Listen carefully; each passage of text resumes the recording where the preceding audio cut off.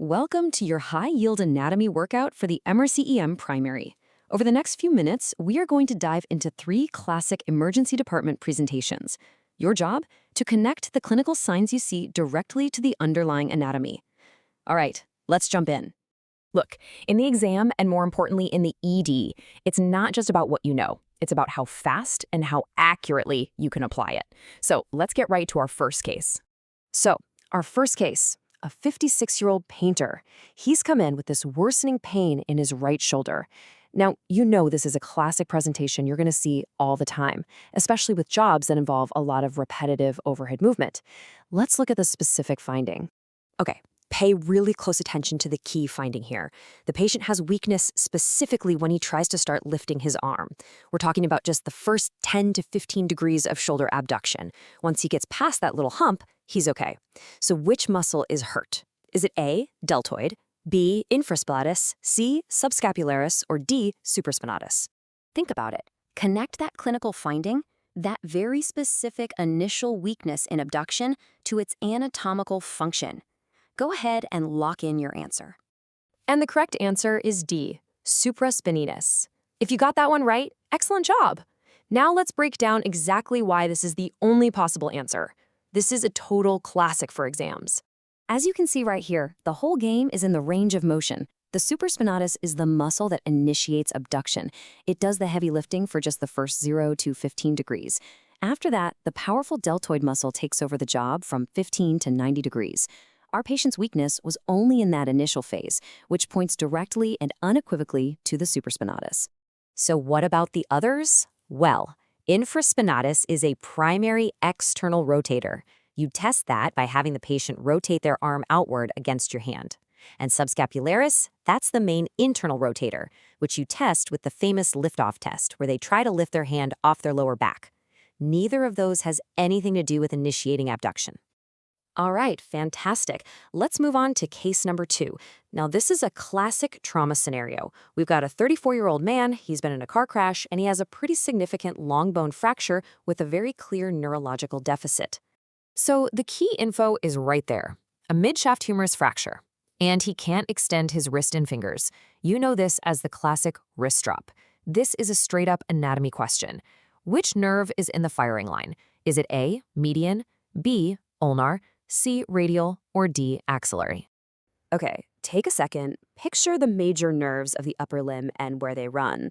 Which one is literally stuck to the midshaft of the humerus? The answer is C, the radial nerve. This is an absolutely essential high-yield association you just have to know cold for your exam. So let's look at why. The radial nerve runs in this little ditch on the back of the humerus called the spiral groove. It's just wrapped right around the bone, making it incredibly vulnerable when that bone snaps in the middle. And because this nerve supplies all the wrist and finger extensors, when it gets damaged, the classic result is wrist drop. It's a direct cause and effect relationship. And this is a great opportunity to highlight how important it is to tell these nerve injuries apart. A radial nerve injury gives you wrist drop. But an ulnar nerve injury, maybe down at the elbow, that gives you a claw hand, especially in the 4th and 5th fingers, because you lose those small intrinsic muscles. Knowing these patterns is absolutely key. Okay, for our final case, we're moving down to the lower limb. We've got a 30-year-old guy with a deep cut on the bottom of his foot. This question is really going to test your recall of the specific layers of the plantar muscles.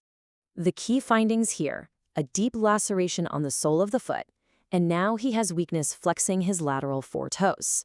So, which muscle is responsible? A, quadratus plantae, B, lumbricals, C, flexor digitorum brevis, or D, flexor hallucis longus? Okay, visualize the layers of the foot. What's in that very first layer, just under the plantar fascia? And what does it do? The correct answer is C, flexor digitorum brevis. Let's take a quick look at the anatomy to see why. You see?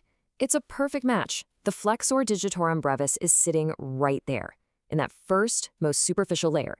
Its tendons go out to the lateral 4 toes, and its main job is to flex them, specifically at the PIP joints.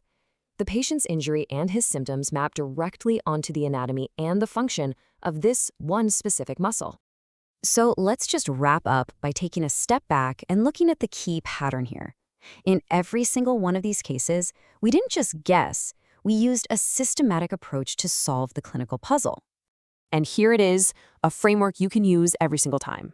First, identify the exact clinical deficit. Is it weakness starting abduction? Is it wrist drop? Is it a failure to flex the toes? Second, pinpoint the specific muscle or function that's responsible. And third, name the anatomical structure, whether it's a nerve or a tendon, that's at risk based on where the injury is. This three-step process will serve you so well. And remember this. Every physical sign tells a story. Your job is to know the language of anatomy well enough to read that story and figure out the diagnosis. It's all about connecting what you see with what you know. So my question to you is, what's the next anatomical weak spot you're going to review for your exam? Is it the brachial plexus? The lumbar plexus? Keep practicing this diagnostic approach. In the ED, this knowledge is absolutely critical. Thanks for joining this explainer.